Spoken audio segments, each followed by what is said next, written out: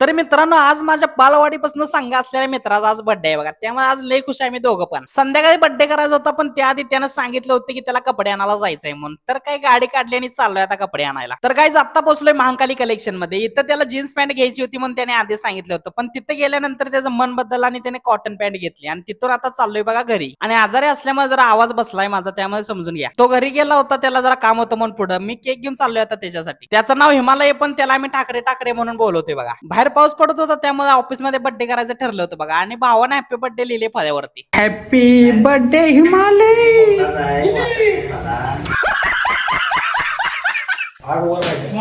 Happy birthday to you. Happy birthday. Happy birthday to you. आता birthday म्हणल्यावर त्याला काही मेकअप केल्याशिवाय सोडून चालते काय आणि ठाकरे त्याच्या कपाळावरती चिटकवले बघा.